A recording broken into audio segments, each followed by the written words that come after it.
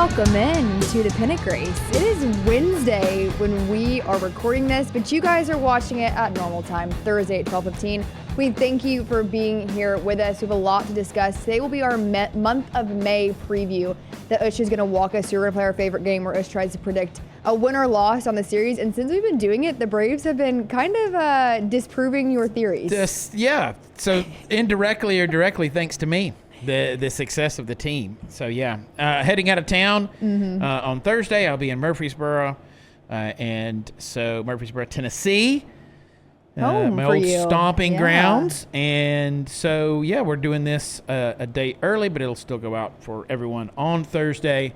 Make sure you're following us at the Pennant Grace to keep up with everything that is going on, available on YouTube and on Twitter and on podcast, and we're everywhere. We are everywhere all of the time. Make sure you're following us to keep up with us. And if you want to match us, as always, code PG20 at checkout at roback.com for those that crave activity, because we want you to match us. We want you to do it in style, and we also want you to save a little bit of money while they're doing it. Absolutely. The best of both worlds. Look your best and keep your wallet happy as well. PG20 at checkout for 20% off your entire first order. Okay, let's jump right into things. Last night, so on Tuesday, because like we said, we're recording this on Wednesday, Ozuna. Yeah. Marcel, let's talk all about it. I want your immediate reactions. We were texting back and forth, but just walk me through it. Well, we got what we wanted from and what we discussed on the show. We got that. Is he really back? Chris Sale, he's back. He's back. And we got that last night with hands down his best performance. Agreed. Of the year. He was absolutely it was spectacular pitchers duel last night. Yeah. And, credit to the Reds as well. Kept the Braves absolutely in check, and we just kept going. No score. Wait, I want to stop you there. Do you enjoy pitchers duels more than the average person or less than the average baseball fan? That's a good question. For a baseball fan, I would think I'm probably about par, because I think most baseball fans love to see two really good pitchers going at it. There is a difference. You can have a game with a low score or no score, and it's not necessarily a pitcher's duel, because it could be a lot of other things. You could have, errors and things of that nature. More antics, if you will. Antics. Yeah. Let's call them antics. I like that. And so bells and whistles, if you prefer that. So this was not that. This was two guys going at it, and Chris Sale comes out on top. Absolutely fantastic from him.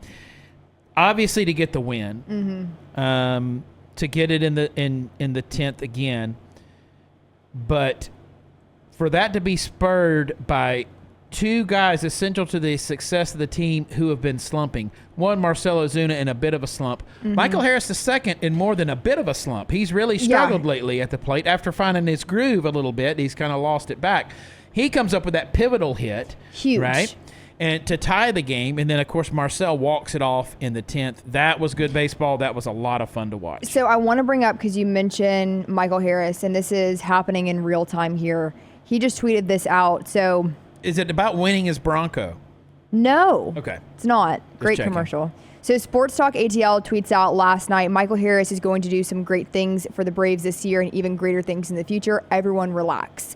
So Michael Harris has caught in some flack so far this season because of his slump he's been in at the plate. Now, again, defensively, he's been so solid. Right. And he quote tweeted that and said 162 games, great dub. Added some emojis in there as well. But, I mean, I would agree. I think that Michael Harris is definitely catching some strays, if you will, and I do think that Verdugo at the top of the lineup is doing incredible things for Michael Harris, and him being in that bottom spot, it's not a bad thing. It's not. I like that he acknowledges that, puts a little perspective on it with the 162, and then he mentions what? The win. Team sport, right? We got the win, and that's what really matters. Michael Harris is a guy that sees that. I appreciate that. So it was good, whoever it would have been, but it was especially satisfying to see two guys that have been struggling lately to come up big. Not the first walk-off, of course, of Marcell Ozuna's career.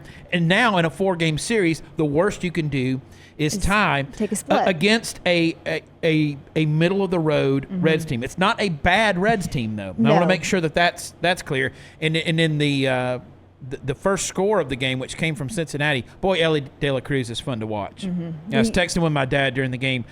Incredible speed from that guy. Well, and he's fun to watch, and he's, again, one of those players just good for the game of baseball. I agree. And so it's been fun to keep up with him more so than we usually would when we get a 4-game series like this. So it'll wrap up tomorrow when we are recording this, when you guys will see it at 6:15. I have liked the start times for this series. I know you have as well. I have. I mean, come on. Even if it goes into extras, I'm still up there for it. So, yeah, hasn't cut into my bedtime. So I have mentioned Tuesday show, I have a puppy, and he's a early riser. He is? Yeah. And so I'm getting up even earlier now thanks to Hank. And so he's I'm a little sleepy. Okay, take a photo of you and Hank. Okay.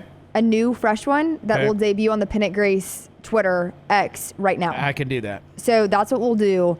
Check out our Twitter after this to check out Mr. Hank. He's such a cutie. He's joining Bella, Sunny, and Gurley Yes. as the official canines of the Pennant Grace. You can nominate your dog to also be an official canine of the Pennant Grace. We'll welcome him in. We will. Tag us in anything, anything you're doing Braves related or anything related to anything we talk about on the show. If it's rowback, Yes. if it's lags, anything else we just happened to mention, put us in there. Shout out to Nick who did that.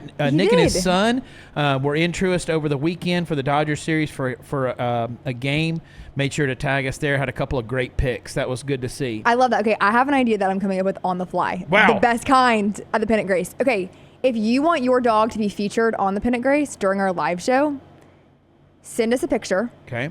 The dog can be in Braves gear if you have a little doggy jersey. If not, it doesn't matter. The month of May, and we honestly could see us taking this like being a full-time thing because we love dogs so much, but let's keep it the month of May. This month, submit your favorite picture of your dog, I like it. and you will have a chance to be featured on the live Pennant Grace show. The month of May, the Pennant Grace has gone doggone crazy. Woo! That was good. Did you get it, Lionel? Doggone crazy? I got it. Yeah. Nice. Thank you. Okay, so but seriously, guys, do that. That'll be really fun to go through those pictures, and we'll also do like our own. But once a week we'll throw up a Pennant Grace dog. I love it. Okay. So we're going to look through what May is going to look like for the Braves, and after we do that, Yeah. I have some team stats Okay. I'm going to throw out, and I'm going to ask on you on those who you think is leading in those stats before I give them out. gosh. Pretty revealing stuff there. I do it in the sense of saying beforehand, I would have gotten some of these right, and I would have gotten some of these Okay. wrong. So let's start off. So the Reds will wrap up this week, and then that'll take us to the weekend. The Braves hit the road again for the Pirates series, the 9th through the 11th. Initial thoughts on this? Where are you at with the Pirates? They're currently last. The Pirates stink. If you look for news on the Pirates, you're mainly going to see something about an incident with a fan where a stadium worker maybe spanked him with a belt. That's what I saw. I don't know if it was a spanking, but there was a belt involved, I know, in an incident with a fan. I have not seen this. That's top of news for the Pirates. It's not about anything that's happening, unfortunately, for them on the field. That is a franchise that has really struggled for a long time and, has pretty much stayed in the basement of that division or at least, second from last. So that is a 3-game series where Atlanta absolutely – I'll go greedy Emily Sweep? Grace McWhorter and say I want a sweep in that one. Okay, I just saw the headline. Pirates employee suspended after whipping fan with belt at PNC Park. Wow.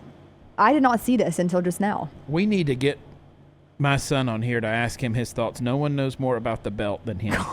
Okay, so sweep, greedy sweep. I like it. I don't hate it. Yeah. I think it's very doable. Again, last in the NL Central.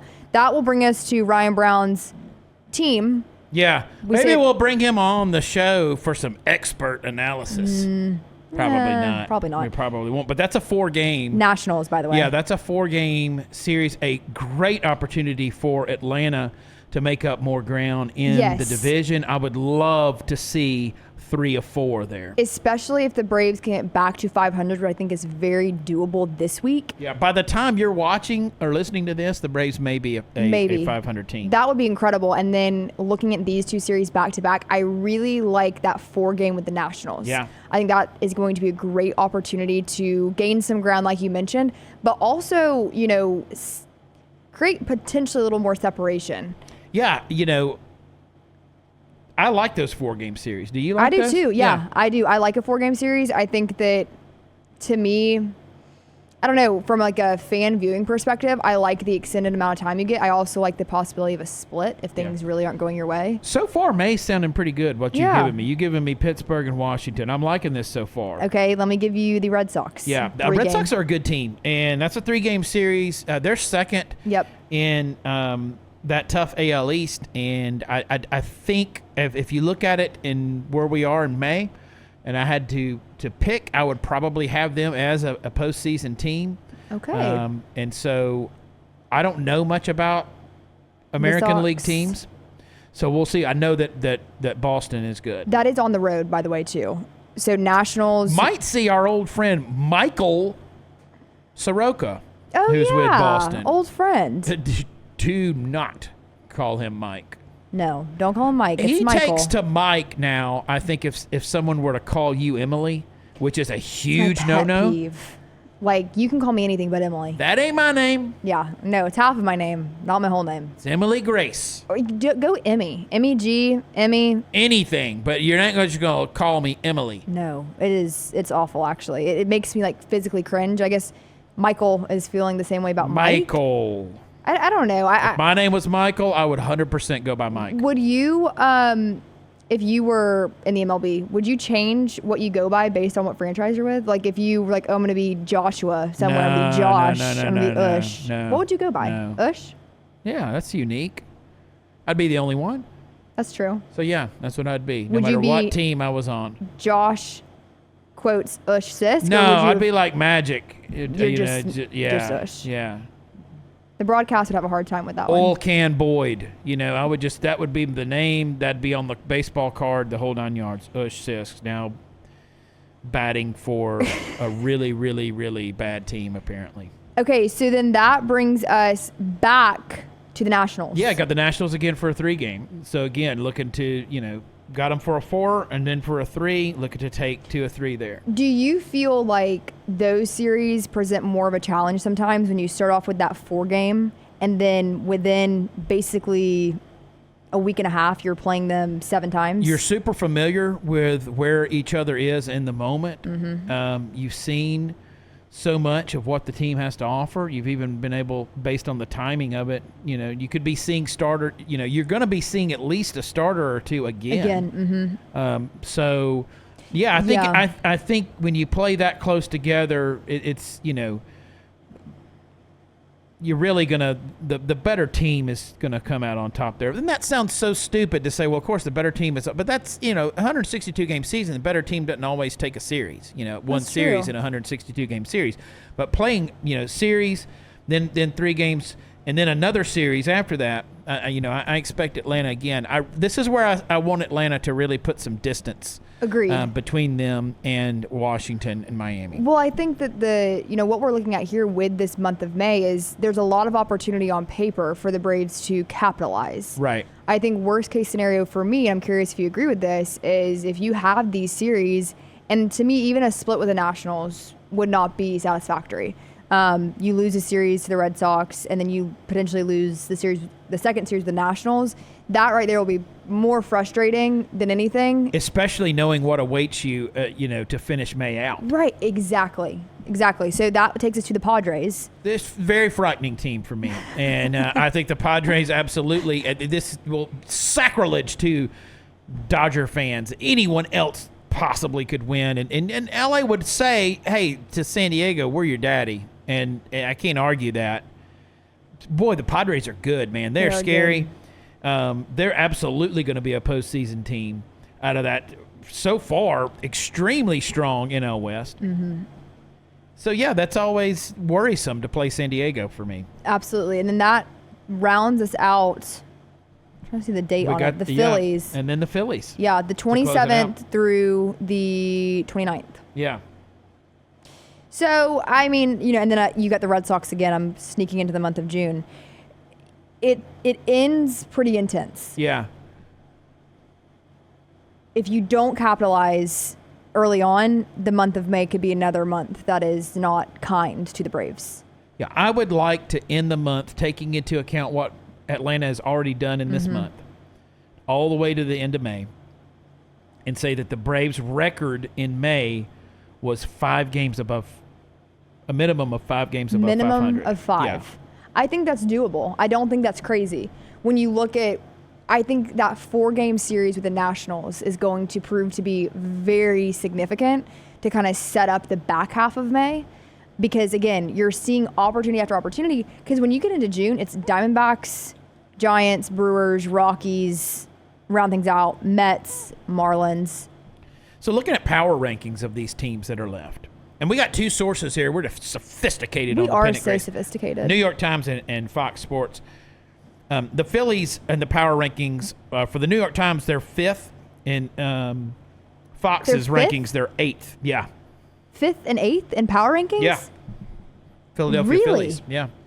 That's surprising to me. Red Sox is closer. They're 12th in the New York Times, 13th on the Fox Sports. The Nationals, 24th on Fox, 25th New York Times. Okay, that makes sense. Okay. And then the Pirates, 26th New York Times, 28th in We're Fox. the Braves. So different places, in the early teens in most places I saw. What is a power ranking classified with these 2 organizations? What are they classifying a power ranking as? They are classifying it as the opinion of the either writer or group of writers that are publishing it. It really is. I mean, it's not based on solely on record or anything like that. Not it's roster. Like, hey, what is momentum and what this team is doing right now and long-term projections and things like that. Who is 1 through 3? Did you have those? Well, I mean, the Dodgers are 1. Yeah. Yeah. Dodgers. Yeah. Mets. Yeah, Dodgers and Mets are pretty high on everyone's list. Yeah. The Phillies is... Tigers. That's true. Yeah. Tigers. The Phillies is like a little low for me at 8. Yeah, I mean, they've had, their record is not just going to blow you away. No. I just think we're so familiar with them. We have, a healthy respect for what they're able to do. Good way to put it. Yeah. So, again, you look at that. Pirates, Nationals, Red Sox, Nationals again, Padres, Phillies. I expect Red Sox, Padres, Phillies to all be postseason teams. Yeah, and I don't think that's a stretch by any means. So when you look at these series of the, let's see, 1, 2, 3, 4, 5, 6, how many of those series do you predict a win with?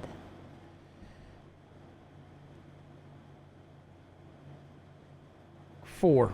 4. Yeah. Losing 2. I'm going to say the Padres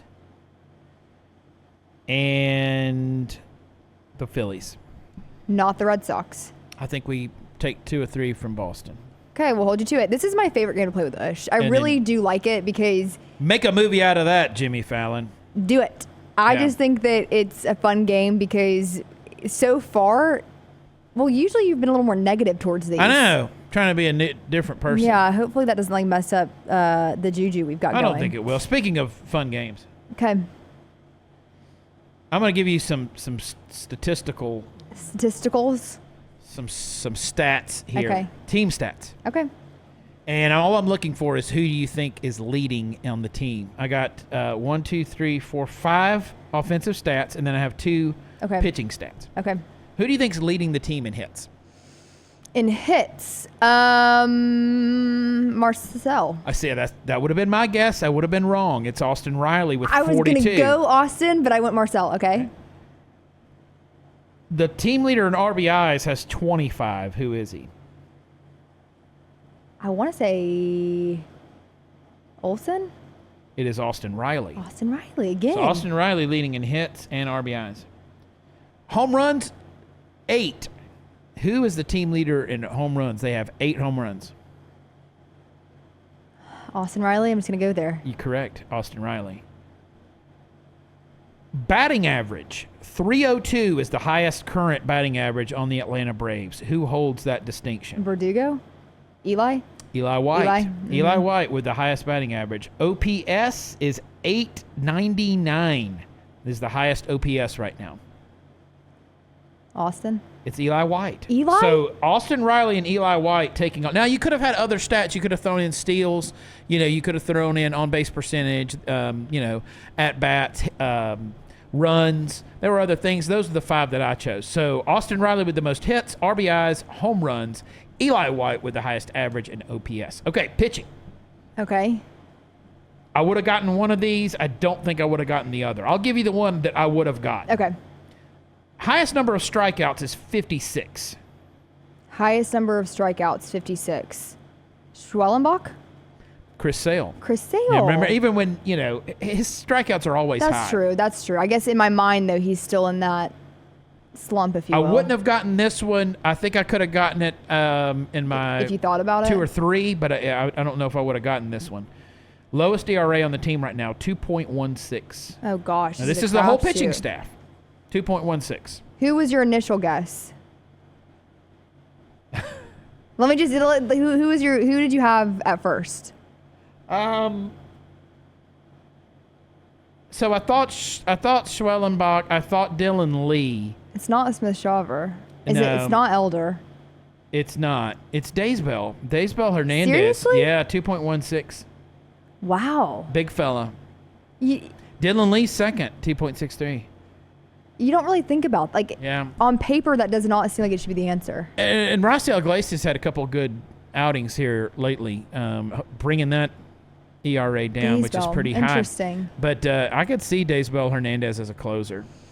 It'll be interesting to see where you talk about the puzzle pieces that the Braves have to work with right now, and I think that's a puzzle piece that really is not being discussed enough. Yeah, big, fiery guy, competitor. Yeah. Control issues, maybe, I don't know. But, yeah, Daysbell Hernandez, so you never know there. It's sometimes good to look at those numbers and see. I started compiling those offensive numbers, and, Austin Riley coming up big. So, speaking of pitching, Jim Dunaway brought this to our attention that we should discuss this today with you guys. Friend of the show, Jim Dunaway. Friend of the show. Resident Rays fan. Who do you think the best pitcher is right now in baseball? He made an argument, I guess, for Max Fried. Yeah. Do you agree with this? Yeah, I love Max Fried, even though he's not a Brave. I don't fault Max Fried for that in any way, so there's no ill will there that he's not there anymore. That was one of those, it was messy with Freddie. It's not So messy here with Max Fried. I just hated to lose him. Would love to have seen him as a Brave his entire career. He signed a really, really big contract with a team that can pay really, really big contracts, the New York Yankees. But he is earning that paycheck right now. Is he not? I don't know if I'd put him at the best pitcher right now in the MLB. I think that he is one of those, and it's hard as a Braves fan because you want to see them have success. You do. Yeah. I think Braves country is good about that. I said that about, who did I say that about? It was a pitcher, another pitcher. A.J. Minter. A.J. Minter, yeah. He just went out with an injury for the Mets. I want him to pitch very, very well, except when he's pitching against Atlanta. Jim Dunaway, going into the night, this being Wednesday night, he is 6-0 with a 1.01 ERA after signing an 8-year, $218 million deal. Good for Max Fried, bad for us. But, again, I'm happy to see him doing well. I mentioned Charlie Morton, with Baltimore struggling, and I hated to see that. Yeah. So, yes, I do want the vast majority of those guys to do well. Yes, absolutely. And I think when B.J. Upton left the Braves, I can't say that I was actively pulling for the success of B.J. Upton. But for most Atlanta Braves that leave the team, I want to see them do well. Agreed. All right, that's going to do it. That's going to do it for us on the Pennant Grace here. And this weekend, as you guys head out, there actually might be a little weather coming in if you're in the Birmingham area, but no worries there. If you still want a good burger, you can go to Lag's Eatery. Tell me about Lag's. I'll tell you this about Lag's. It's a very good chance that I will be there Saturday morning for breakfast. Really? Yeah, okay. I've been thinking about it all day because I've had the lunch. Now I want to try. We were talking, Ryan Allen Brown and I talking Sunday about that bologna sandwich at Lag's. The burgers, the tots, the fries. You got everything you need there, and I cannot wait to try that breakfast. They're open early. They're open late. Lag's Eatery. All right, guys. That's going to do it for it. Why can I not say that right now? You are just... That is going to do it for us on the Pennant Grace. That was good. That was good. A little aggressive. Yeah. All that to say, we'll be back on Tuesday at 12:15. Yeah. Keep up with us this weekend. And make sure you're sending those Pennant Grace dogs in. Yeah, we want to see them. We do. Follow us at the Pennant Grace. Make sure you catch us on podcasts. We are there. We are very happy to be there, and it helps us out if you guys will download those episodes, but also leave us a 5-star rating and give us any suggestions, things that you want to see on the show. We're getting that sweet time in baseball where the weather is getting warmer, kids are getting out for school, and it's just big focus on what the Braves are doing over the next couple of months. And as Osh says, we don't really know this team until Independence Day. Less than 2 months out from that, and we'll be with you the entire way. So make sure you catch us back Tuesday at 12:15. Until then, have a great weekend, Braves Country.